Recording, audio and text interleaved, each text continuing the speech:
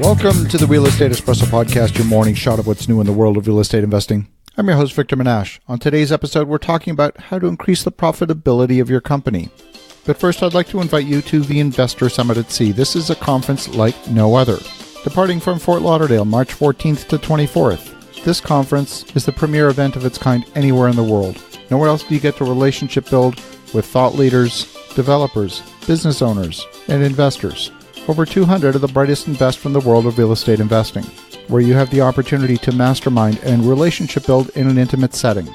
I make it a point to attend the Investor Summit at Sea each and every year, and so should you if you're looking to grow your investment business to the next level. For more information and registration, go to victorjm.com/events. That's victorjm.com/events.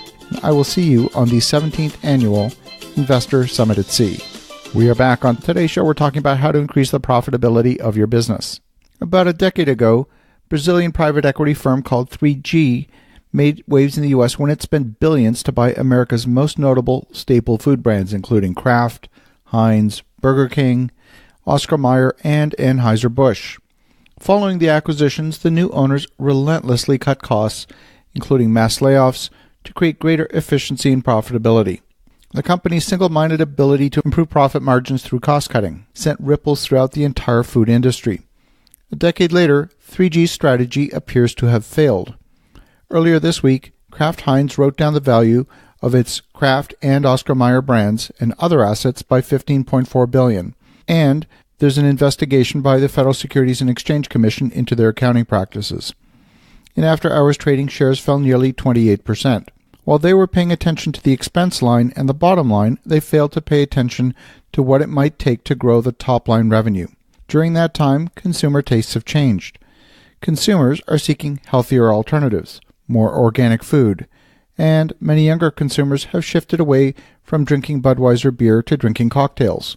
Through a series of acquisitions, 3G bought its way into the beer market and today owns 40% of the volume of beer consumed in the United States. They completely miss the microbrewery threat to their business.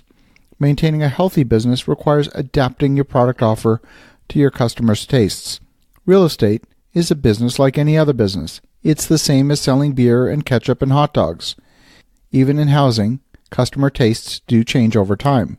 If you fail to invest in developing product that's going to be at the forefront of customer demand this year and next year, you'll find yourself on the slow road to obsolescence. Putting a fresh coat of paint on that 1950s bungalow is just like putting a new label on a can of Budweiser. For the loyal consumer of Budweiser, the new label might be eye-catching, but if your customers have shifted to craft beers or cocktails, the new label just won't do it. You're going to be playing catch-up in a market at best, or possibly bankrupt at worst. So what do today's tenants want? They want certain amenities in a rental property. Your customers don't want 6-inch floor tiles. They want large rectangular 12 by 24-inch floor tiles. They don't want laminate counters. They want natural stone like granite or a semi-synthetic stone like quartz. They don't want ornate colonial-style trim on windows and doors. They want clean lines that are crisp and modern. They may tolerate the old stuff, but that doesn't mean they want it. I will tolerate Heinz ketchup, but my taste is towards other brands that have more vinegar and less sugar. You see, the folks at Heinz never asked me. I'd been buying Heinz ketchup for years, but then one day, my taste changed.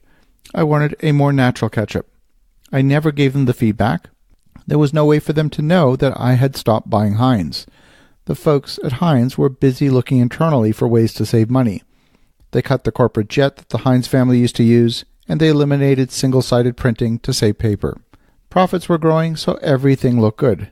All of a sudden, they woke up one day and discovered that Victor and thousands like me had stopped buying ketchup and Oscar Meyer hot dogs.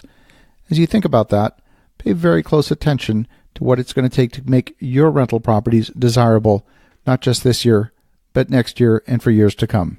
Have an awesome rest of your day. Go make some great things happen. We'll talk to you again tomorrow.